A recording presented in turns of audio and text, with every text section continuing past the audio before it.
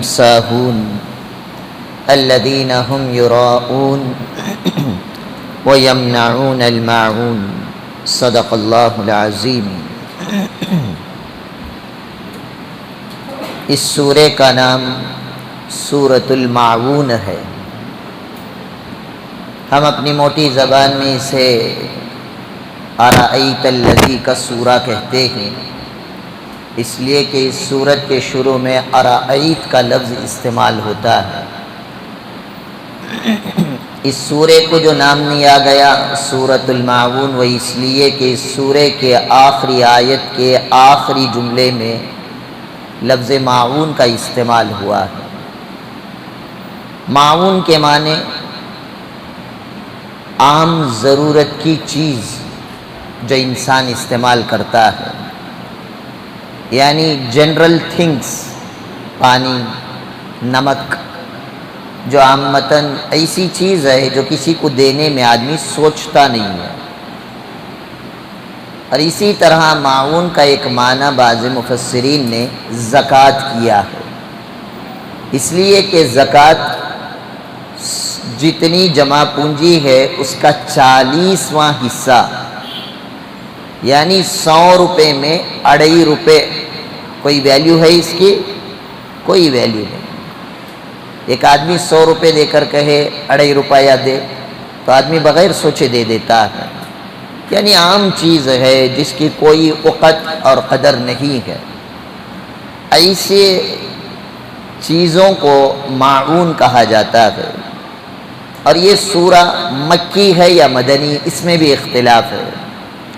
بعض مفسرین نے فرمایا کہ یہ سورت اللہ کے نبی صلی اللہ علیہ وسلم جب مکے میں تھے اس وقت نازل ہوئی۔ بعض مفسرین نے فرمایا کہ مدنی ہے۔ بعض مفسرین نے کہا ہے کہ اس میں 7 آیتیں ہیں۔ شروع کی جو 3 آیتیں ہیں یہ مکی ہیں اور آخری کی 4 آیتیں مدنی ہیں، یعنی اللہ کے نبی صلی اللہ علیہ وسلم جس وقت مکے میں تھے اس وقت تک اللہ تعالیٰ نے 3 آیتیں اتار دی تھی۔ ارأیت الذی یکذب بالدین فذلک الذی یدعو الیتیم ولا یحض علی طعام المسکین۔ اتنی 3 آیتیں اتری تھی۔ کچھ زمانے کے بعد اللہ کے نبی صلی اللہ علیہ وسلم ہجرت کر چلے گئے۔ بعد ہجرت اللہ تعالیٰ نے یہ آیتیں جو بعد کی ہیں 4تھی آیت سے فویل للمصلین الذین هم عن صلاتهم ساہون الذین هم یراؤون ویمنعون الماعون، یہ 4 آیتیں مدینہ طیبہ میں نازل ہوئی ہیں۔ آئیے آج اس کے ترجمے پر غور کرتے ہیں۔ ارأیت الذی یکذب بالدین، کیا تم نے اس شخص کو دیکھا ہے جو روز جزا و سزا کو جھٹلاتا ہے؟ جب آتا ہے تو کوسچن مارک ہے عربی میں، کیا؟ رأیتا، تو نے دیکھا، الذی جو، یکذب جھٹلاتا ہے، بالدین، دین کے معنی دین اسلام نہیں ہے، مالکی یوم الدین، لکم دینکم ولی دین، یہ جو دین ہے اس سے دین اسلام مراد نہیں۔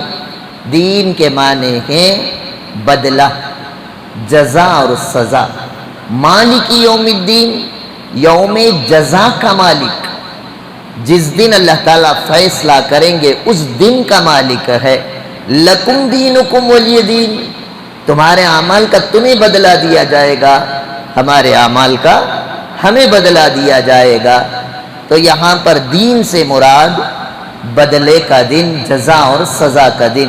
اللہ تعالیٰ آپ صلی اللہ علیہ وسلم سے پوچھ رہے ہیں کیا تو نے نہیں دیکھا کہ اس انسان کو، اس شخص کو جو قیامت حشر، جو سزا اور فیصلے کا دن ہوتا ہے، اس دن کا انکار کر رہا ہے۔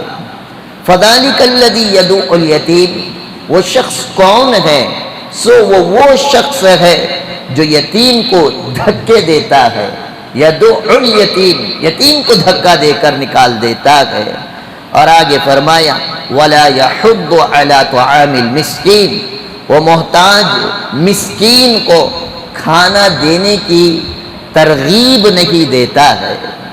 اور آگے 4 آیتیں فویل للمصلین، سوائی سے نمازیوں کے لیے بڑی خرابی ہے، الذین هم عن صلاتهم ساہون، جو اپنی نماز کو بھلا بیٹھے ہیں، غفلت کی زندگی گزار رہے ہیں۔ اور آگے فرمایا الذین هم یراؤون، جو ایسے ہیں ریاکاری، دکھاوا، نام و نمود کرتے ہیں، وَيَمْنَعُونَ الْمَاعُونَ، اور عام ضرورت کی چیز کو بالکل نہیں دیتے ہیں۔ تو یہ ساری کی ساری آیت یا سورت کے ترجمے میں اب ہم ایک ایک آیت پر غور کریں گے۔ یہ آیتیں اللہ تعالیٰ نے کب اتاری، اس کا شان نزول کیا ہے؟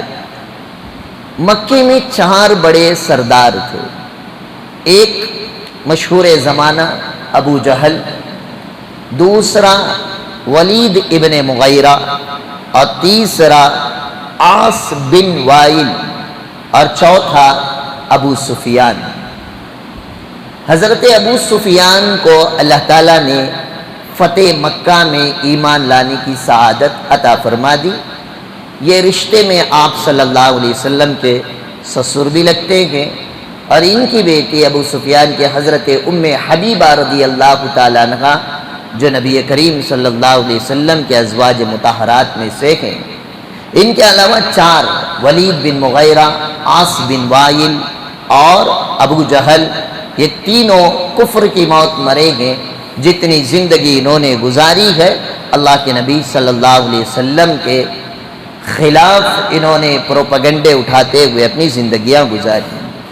یہ 4 لوگ، ابو سفیان تو کم، لیکن یہ جو 3 تھے، یہ 3 سرداران قریش میں سے وہ لوگ تھے جو سارے مکے کے لوگوں کی ذمہ داری اپنے پاس رکھنا پسند کرتے تھے۔ اس میں سے بھی اسپیشلی ابو جہل کی ایک کوالٹی تھی۔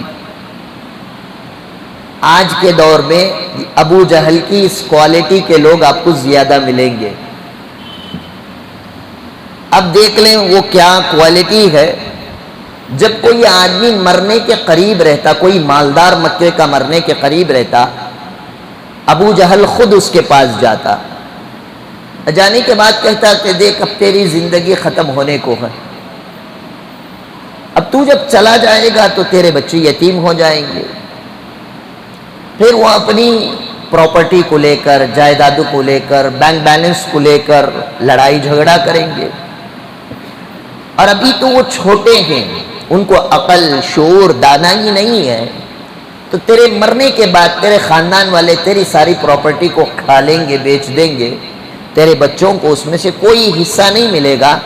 اس لیے ایک کام کر کہ تیرے مرنے سے پہلے تو اپنے بچوں کو، یتیم کو میرے حوالے کر دے، اور جو کچھ تیرا مال ہے وہ مال بھی میرے حوالے کر دے، تاکہ میں تیرے مال کی حفاظت بھی کروں گا، اور اس مال میں سے تیرے بچوں کو وقت ضرورت کچھ مال بھی خرچ کروں گا۔ جب وہ مال سنبھالنے کے لائق ہو جائیں گے تو وہ مال میں اس کے سپرد کر دوں گا، پھر وہ اپنی زندگی بڑی آسانی کے ساتھ، آرائش کے ساتھ گزاریں گے۔ اب یہاں پہ حضرات مفسرین نے لکھا کچھ لوگ ہر زمانے میں ہوتے ہیں جن کو اپنے آپ کو بڑا بننے کی بہت خواہش رہتی ہے نہیں بھئی؟ ہم نہ خواہش، بڑے بننے کی اتنی خواہش ہے، خاندان خاندان لڑکوں تیار، عہدہ، منصب، پاور، پوزیشن، یہ صفت ہے ابو جہل کی۔ اس کو بڑی خواہش تھی سارے مکے کا سب سے بڑا سردار میں بنوں، اس لیے ہر مرنے والے کے پاس جاتا، اس کے بچوں کی ذمہ داری لیتا، اس کے مال کی ذمہ داری لیتا۔ یہ الگ بات ہے کہ وہ اپنی ذمہ داری نبھاتا نہیں تھا، وہ بولتے نا کمپے ڈبو، آج کی زبان میں اللہ کے نبی صلی اللہ علیہ وسلم کے دور کا سب سے بڑا کمپے ڈبو کون؟ ابو جہل تھا۔ جانے کے بعد یہ سب سے مال ہڑپ لیتا، ہڑپنے کے بعد مال پر قبضہ کر لیتا، جیسے ہی اس کا انتقال ہوتا اس کے بچوں کو گھر سے دھکا دے کر نکال دیتا۔ اللہ تعالیٰ نے اسی کا ذکر فرمایا، فَذَلِكَ الَّذِي يَدُعُّ الْيَتِيمَ، یتیموں کو دھکا دے کر گھر سے نکال دیتا اور بچوں کے مال پر خود کا قبضہ جما لیتا۔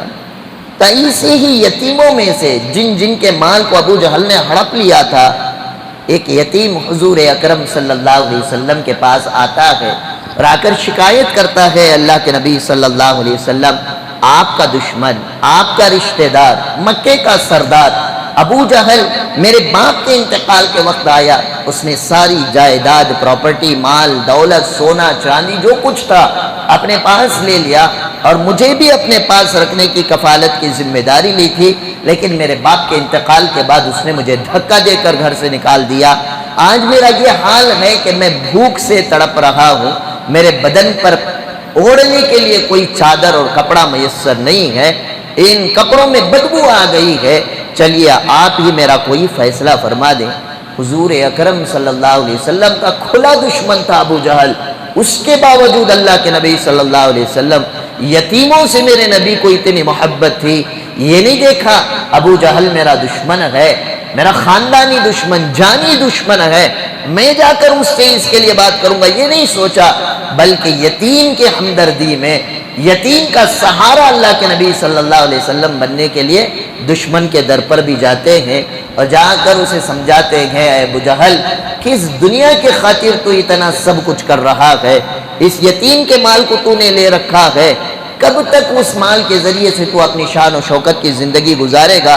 جس طرح اس کا باپ ایک دن چلا گیا اپنے مال کو چھوڑ کر، ایسے ہی تو بھی ایک دن یہ مال چھوڑ کر چلا جائے گا، لہٰذا اس دن سے ڈر جس دن اللہ کے دربار میں مجھے اور تجھے حاضر ہونا ہوگا، اور اللہ تبارک و تعالی ہماری ساری دنیا کی زندگی کا حساب و کتاب لیں گے۔ اچھے کام کیے ہیں، اللہ تعالیٰ جزا کے طور پر نیکیاں، ثواب، جنت عطا فرمائیں گے، اگر برے کام ہوں گے تو اللہ تبارک و تعالیٰ سزا دیں گے، عذاب میں مبتلا کریں گے، دوزخ میں ڈھکیل دیا جائے گا۔ جب اللہ کے نبی صلی اللہ علیہ وسلم نے یہ کہا کہ تو اس دن سے ڈر، تو اس نے کہا کہ میں قیامت ویامت کو نہیں مانتا ہوں۔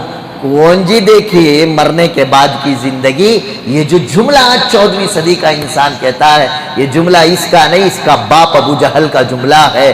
وہ جیسے کافر اور مرتد تھا، یہ جملہ کہنے والا بھی کافر اور مرتد ہے، اس لیے کہ ہمارا یقین دنیا کی زندگی کے ساتھ یہ یقین ہے کہ مرنے کے بعد والبعث بعد الموت، اللہ تعالیٰ موت کے بعد دوبارہ زندہ کریں گے، دنیا کی ساری زندگی کا حساب و کتاب لیا جائے گا، نیک ہوں گے اللہ تعالیٰ نیک اور جنت کا فیصلہ فرمائیں گے، اگر ہمارے اعمال خراب ہوں گے تو اللہ تعالیٰ عذاب کا اور جہنم کا فیصلہ کریں گے۔ جب یہ باتیں فرمائی آپ صلی اللہ علیہ وسلم نے تو ابو جہل نے انکار کر دیا۔